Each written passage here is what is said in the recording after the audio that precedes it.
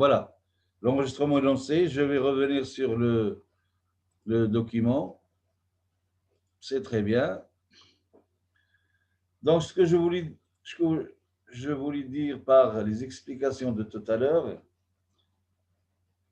bien, غادي نشرحوا بالعربية كوم سا ما تلفوش باش لنفرض عندنا واحد الحاجز ياك والناس مخلطين ونطلبنا منهم ينقزوا فوق ذاك الحاجز يتجاوزوه ياك لو كان الحاجز صغير الناس كلهم قدروا يتجاوزوا ذاك الحاجز اللي عملناه مثلا ديال 20 سنتيم ولا بحال شكل ديال الدرجه كلشي يقدر يدوز اللهم اللي مسكين ما يقدرش يخلف ولا البيبي باقي صغير ما يقدرش يخلف هو اللي ما قد دونك بريسك لا توتاليتي دي بيرسون اون ديباسي لوبستاكل سي بيان بقينا كنعليو داك الحاجز شويه بشويه وما كنعليو واحد شويه لو نومبر دو بيرسون supposons qu'il s'agit toujours des mêmes personnes, le nombre de personnes اللي كيقدروا يتجاوزوا الحاجز كيبدا يقل شويه بشويه حتى ان سيغتان مومون ملي غنكبروا الحاجز الطول ديالو بزاف لا بيرسون نو بو ديباسي داك الحاجز داكور Oui. l'énergie d'activation c'est exactement la même chose autrement dit les réactifs quand ils réagissent entre eux pour donner les produits ben l'énergie du système ne varie pas directement en allant d'un niveau réactif vers le niveau du produit. Eh bien, ça passe par un maximum. Avec le maximum, donc si je, je dessine ici le... Voilà, c'est bien. Je prends un autre axe, comme ça. Et je vais avoir un certain niveau concernant les réactifs. Voilà. Et un autre niveau concernant les produits, eh bien, c'est celui-là, par exemple. Alors, c'est le niveau d'énergie correspondant au réactif. Alors, c'est le niveau d'énergie correspondant au produit. C'est bien. Maintenant, si je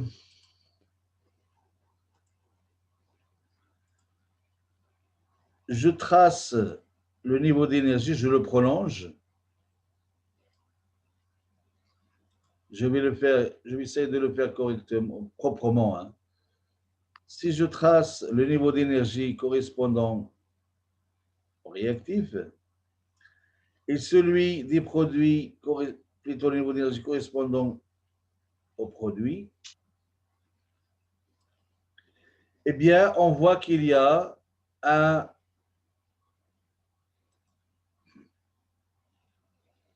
une différence d'énergie. C'est celui-là. D'accord? هذه شنو هي؟ Tout simplement, c'est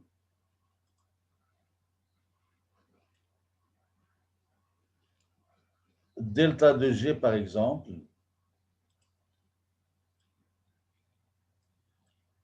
Delta de G de la réaction.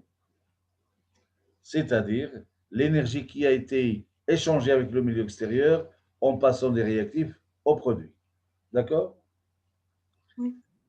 Ça, c'est, je dirais, la différence d'énergie entre l'état final qui est P et l'état initial qui est R. Maintenant, je vais m'intéresser au chemin suivi. Alors, le chemin suivi, eh bien, les réactifs, ils doivent recevoir, en étant dans leur niveau d'énergie qui correspond à R, celui-là, d'accord? Ils doivent recevoir de l'énergie pour que leur énergie augmente. Alors, augmenter, pourquoi faire? Parce qu'ils doivent former ce qu'on appelle un complexe activé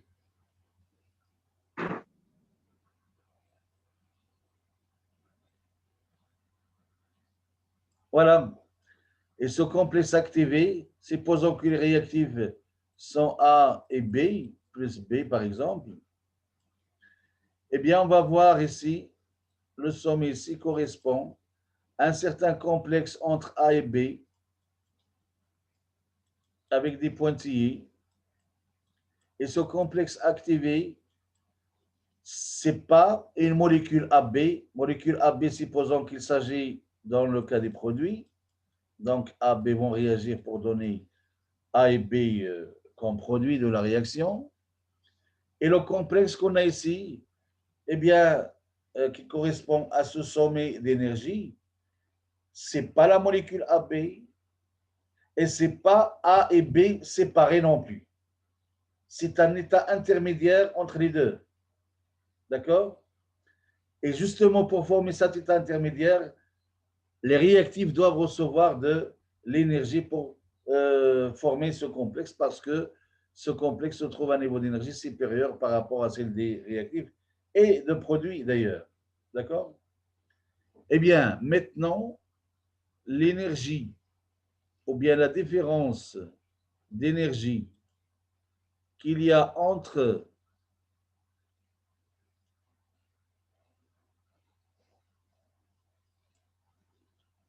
هذه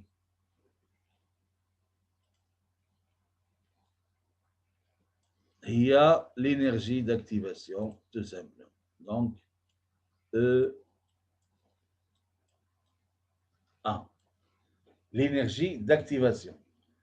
Pourquoi l'activation? Parce que si on veut activer les réactifs, il faut leur donner de l'énergie pour les aider à passer de l'état réactif à l'état complexe intermédiaire de la réaction.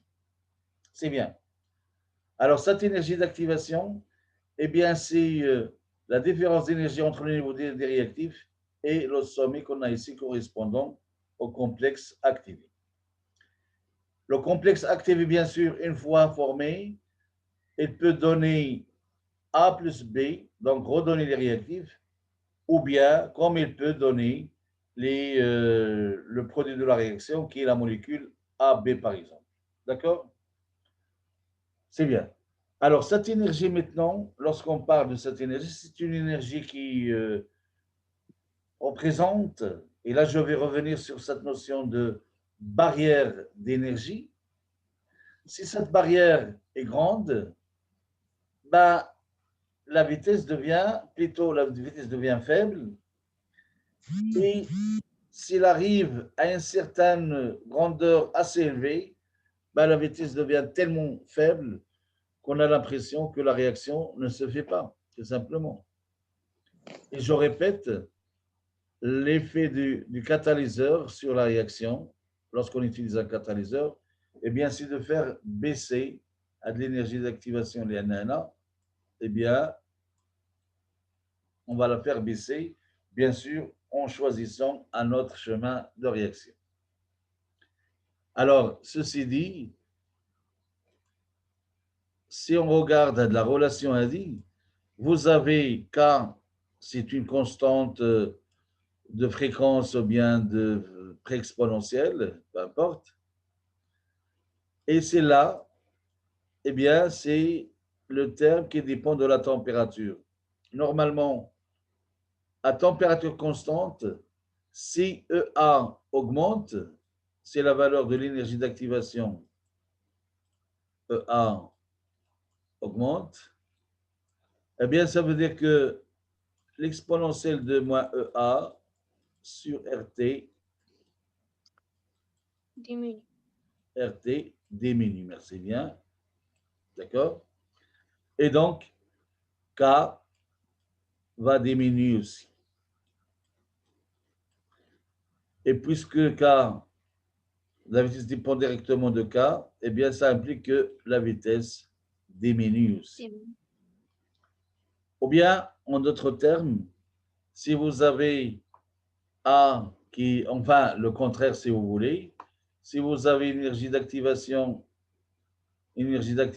qui diminue, eh bien, les autres termes, tous, elle augmente, que ce soit le facteur exponentiel, ou bien K, ou bien la vitesse de la réaction, vont tous augmenter si l'énergie d'activation augmente, plutôt diminue, et je le répète encore une fois, c'est l'effet du catalyseur sur la réaction. C'est bien. Maintenant, enfin, j'espère que vous avez plus ou moins compris. Et comme la courbe de distribution d'énergie, ben, vous avez normalement un axe représentant l'énergie potentielle. Donc, c'est de l'énergie potentielle. Et puis, vous avez... Non, je me suis trompé.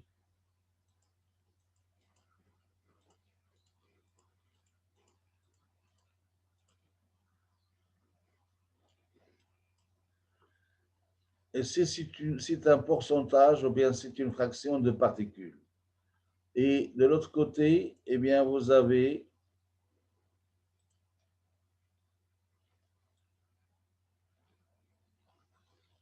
voilà, vous avez l'énergie potentielle du système. Donc, EP, ou bien des particules plutôt, l'énergie.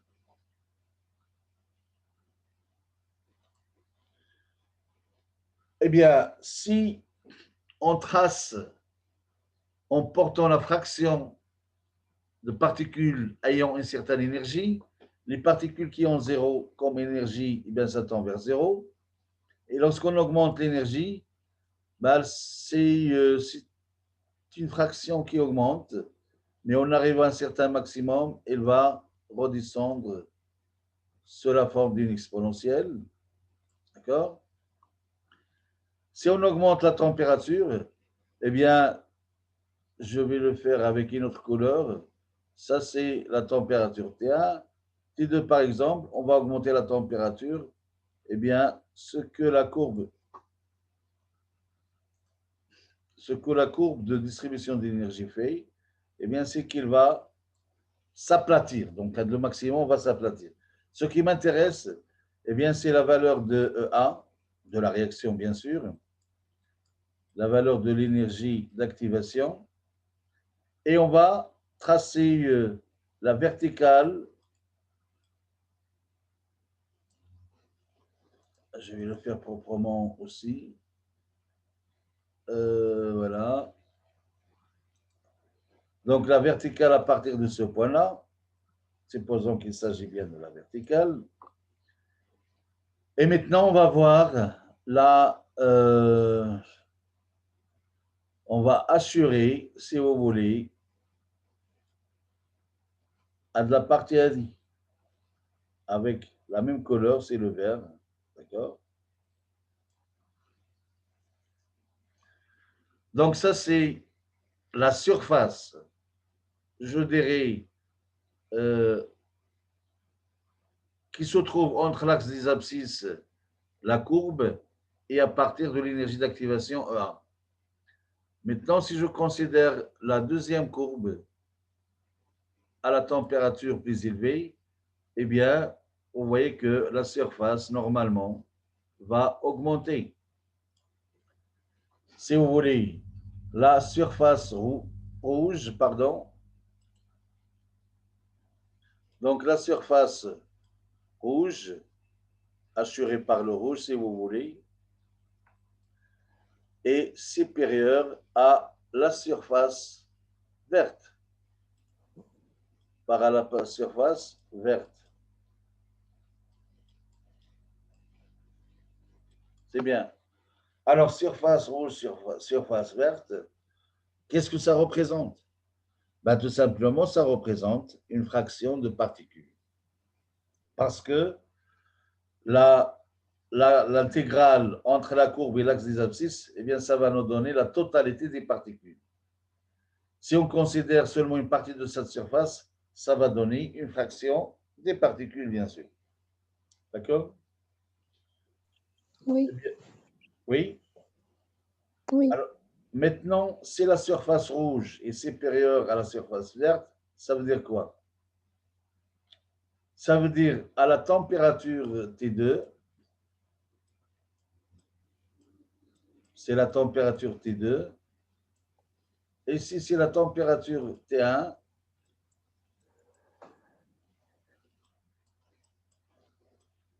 enfin, la température T1 qu'on a ici, d'accord? Avec T2 ou bien T1 est inférieur à T2, d'accord? Si on augmente la température du mélange qui est en agitation de particules gazeuses, par exemple,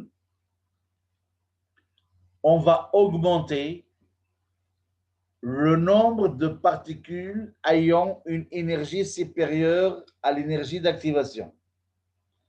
Parce que les particules qui ont une énergie inférieure à l'énergie d'activation, elles n'ont pas cette possibilité pour réagir. D'accord? Donc, seules les particules ayant des énergies supérieures à l'énergie d'activation qui peuvent se rencontrer et donner lieu à la réaction.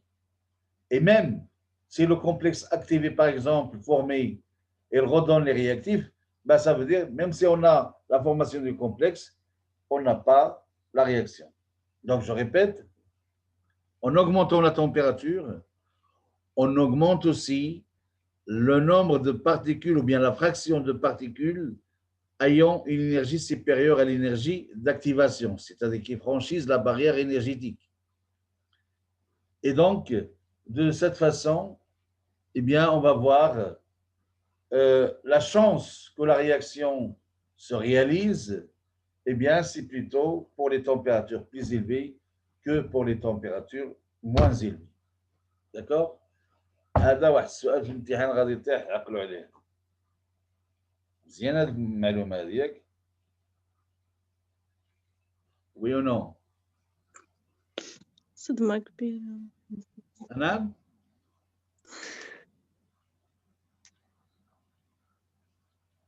شنو قلتي؟ صد والو. ما بغيتيش تقول شي حاجه اللي غتعود عليك شي شر اللي ما خصك منه والو. اوكي. Donc, en augmentant, je répète, en augmentant la température, on augmente le nombre de particules ayant une énergie supérieure à l'énergie d'activation et donc, ça augmente la vitesse de la réaction sur vous. Maintenant, on va voir un exemple pour déterminer l'énergie d'activation. D'accord? Ben, supposons que, et si ce n'est pas T minuscule, c'est un T majuscule sur le tableau. Donc, vous avez T majuscule, la température, en degrés Celsius. On a étudié la réaction que vous avez ici, on l'a étudiée à 0, 0 quoi? 0 degrés Celsius, 6, 12, 18, 24 et 30. Et à chaque fois, on trouve la constante, je dirais, de vitesse. Et cette constante de vitesse, bien sûr, ça va changer avec la température. Et puisqu'on augmente la température, on doit s'attendre à ce que la constante augmente aussi. Ben, c'est ce qu'on a. Effectivement, à 0 degré Celsius, nous avons 5,9. À 6, 12,8. 10-5 partout, bien sûr. 12, c'est 27, 10-5. 18, c'est 35, 10-5. 24, c'est 109, 10-5. Et 30, 210, 10-5. Eh bien, à partir de ces valeurs, on va tracer, je dirais, transformer de la relation à dit. Si on écrit le logarithme newtonien de K, ça serait ln de K moins EA sur RT. Voilà, donc moins EA fois 1 sur T. On va tracer, je dirais, le logarithme newtonien de K en fonction de 1 sur T. On aura une droite. Et cette droite, normalement, c'est, enfin voilà, vous avez une droite, d'accord? Plutôt, on calcule 1 sur T, c'est tout à fait normal, le logarithme, et on va porter ln de k en fonction de 1 sur t. Et le tracé de ln de k donne bien une droite de pente, voilà. Et la pente qu'on a ici, d'où l'énergie d'activation, c'est 82 kJ. Parce que la pente, finalement, c'est moins EA sur R. Alors, EA sur R, bien sûr, il faut, comme tout à l'heure, enfin, comme l'autre jour, la valeur de R dépend du système d'unité qu'on utilise, bien sûr. Et donc, là, vous allez utiliser la valeur de R correspondant à la température en Kelvin, l'énergie en joule et le nombre de moles. Et ça donne eh bien, une énergie d'activation, plutôt, voilà, une énergie d'activation qui est égale à 82,1 kJ par mol.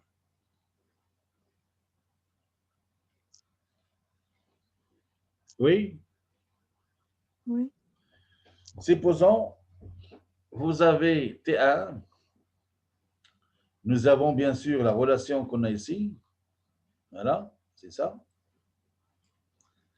Et cette relation, ça nous donne quoi si on introduit le logarithme? On vient de le voir. Eh bien, le logarithme népérien de k est égal au logarithme népérien de k0, d'accord, moins EA sur R et fois 1 sur T. D'accord? Qu'est-ce que je raconte? Ou bien je vais mettre ici, directement je vais utiliser cette relation, d'accord? Et qu'est-ce qu'on a? On a à la température T1, on a trouvé K1.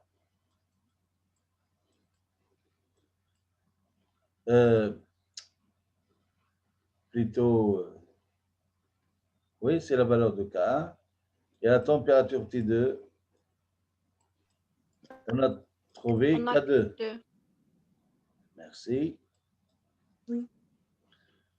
Alors, on sait que K1 est égal à K0. Je vais changer de couleur comme ça, c'est plus visible. E puissance, donc K0,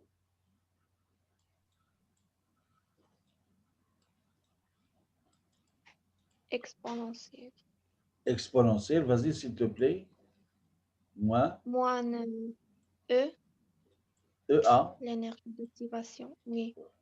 sur Sur RT1. R T1. Merci bien. Pour K2, c'est exactement la même chose. C'est la K0 toujours, il est la même, elle ne dépend pas de la température. Et puis vous avez moins EA, EA c'est la même aussi. La constante des Sur gaz parfaits, c'est la même, RT2. c'est T2. D'accord? Oui. Supposons Oui. maintenant qu'on va utiliser le rapport de K1 sur K2. Alors, K1 sur K2 est égal à quoi? Exponentielle. K0 va se simplifier, d'accord? Oui. Et on aura E puissance moins. Alors, puisque j'ai ici moins, et je vais mettre moins ici, celui qui a le moins, je vais l'utiliser en premier, moins EA, je vais l'écrire ici. Hein. Donc, K1 sur K2 est égal E puissance, je dirais EA sur R, c'est partout. Donc, moins EA sur R, c'est partout. Oula, il reste combien? Il reste des minutes, hein? D'accord? Vous êtes toujours là? Donc, il reste. Oui. Alors, E puissance moins EA sur R, facteur de 1 sur T moins 1 sur T. Alors, est-ce que c'est moins 1 sur T1, moins 1 sur T2 ou l'inverse? 1 sur T2 moins 1 sur T1. T2. C'est T2? Ben, je te dis que non. كتشوف K1 هي الفوقانية Hmm. عندنا فيها الموان فين هو دونك هي اللي خصها تكون T1 هنايا K2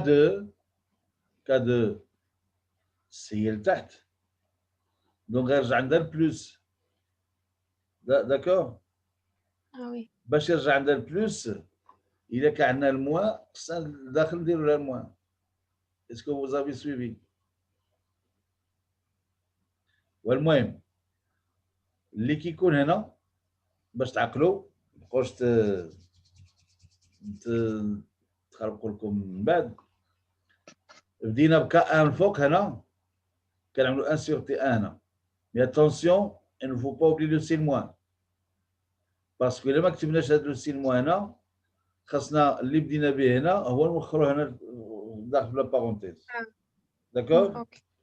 c'est bien alors maintenant bien ce qu'on va faire ben, on va introduire le logarithme je vais effacer et donc logarithme n'est plus rien de K1 sur K2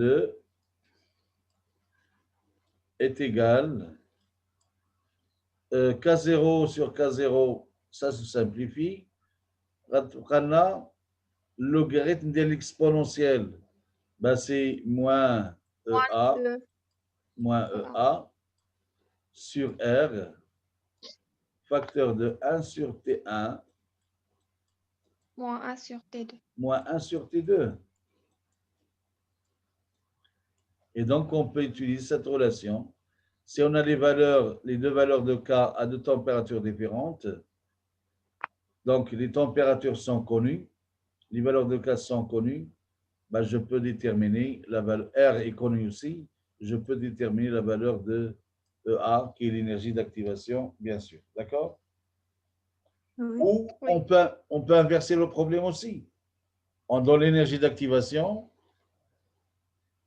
on donne K1, K2, la température T1, et on demande la température T2. Donc, vous avez ici, si vous voulez, un certain nombre d'inconnus, une seule équation, pour déterminer l'une des inconnus, ben, il faut fixer la valeur des autres tout simplement. Vous savez, une équation, alors ce qu'on peut laisser comme inconnu, une seule variable et non pas plusieurs. Ça, c'est, je dirais, sont des notions de mathématiques. Je crois que dans vos souvenirs, je ne sais pas, mais bon. Donc, la détermination d'une valeur d'une équation, pour résoudre l'équation, il faut avoir pour une équation un inconnu, deux équations, deux inconnus, et trois équations, trois inconnus, et ainsi de suite.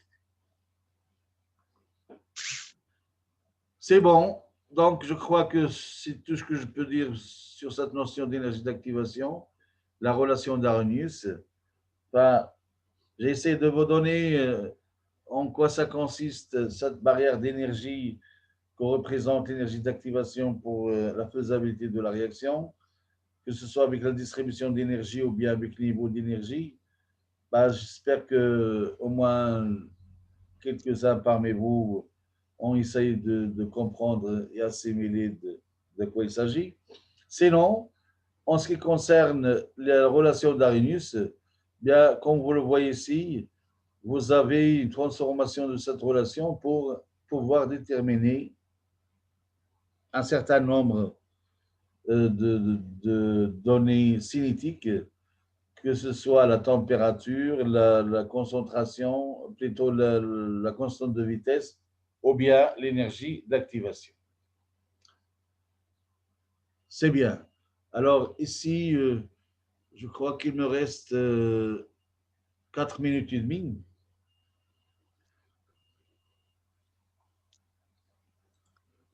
Monsieur, Oui, facteur de fréquence. Ah. نستنتجوه من الجرافيك. on peut le faire, oui. Le graphique ديال plutôt le بلاتيكتو هذا la relation هذه quand on trace la courbe normalement عندنا هذا c'est 1 sur t وهذا c'est logarithme de k. D'accord? Oui. On a une sorte de droite. D'accord? Enfin, on ne peut pas avoir une valeur à une température infinie. D'accord? Il y a la valeur là. Ça veut dire qu'on a fait une mesure à une température infinie. Ce venir dira la température augmente dans ce sens. D'accord? Oui. Et diminue dans l'autre sens inverse. Bah donc, on obtient toujours des courbes, les maquillage zéro bien sûr. Des courbes comme ça, on peut déterminer, si vous voulez, la pente FNAIA, 1 sur R, donc on détermine l'énergie d'activation. Mais l'ordonnée à l'origine de cette courbe, c'est le logarithme népérien de K0. Hawa. Alors, même si on ne fait pas de mesure, on prolonge la droite jusqu'à sa rencontre, son intersection avec l'axe des ordonnées, et on a la valeur de K0, bien sûr. D'accord? Oui. Ok. D'autres problèmes? Voilà, d'autres questions, je veux dire.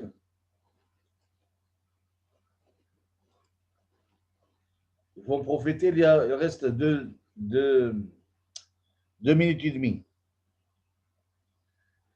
دقيقتين ونصف. هل من أسئلة؟ ما عندكمش أسئلة؟ لا نطرح عليكم أسئلة.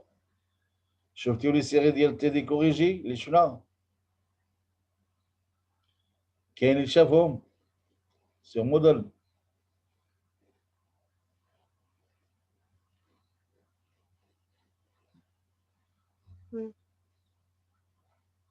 ما نطرح عليكم حتى شي سؤال، غير قلنا واش شفتيهم ولا ما شفتيهمش. نعم. البارح صافي. البارح ياه خداو لي واحد الوقت كبير بزاف، انا عملتهم لكم تما. ملي تكونوا كتقراوهم ما نعرف، سبحان الله العظيم شي غلط وقع ولا شي حاجه، الفو لو سينيالي باش نعاود نصحح لا سيري. داكوغ؟ C'est bien, donc je crois qu'on va s'arrêter là. Il reste encore 1 minute. La température, maintenant, ce qu'on va voir, et on va essayer d'aller vite, les équations, ou là plutôt les réactions complexes. Les réactions complexes, je vais essayer d'aller vite. Les équations. D'accord? Donc, les démarches une fois تشوفوهم راسكم إلا ما فهمتيهم ديك الساعة on pourrait discuter. Sinon, on va voir la partie ديال les réactions successives. هذه مهمة بزاف. هذه la réaction successive, c'est un peu particulier et donc on va essayer de les détailler un petit peu. Voilà. ما قالولكمش فوقاش امتحان في الله القرايه فوقاش غتسالى ياك؟ Non. Non. On discutera. Donc à demain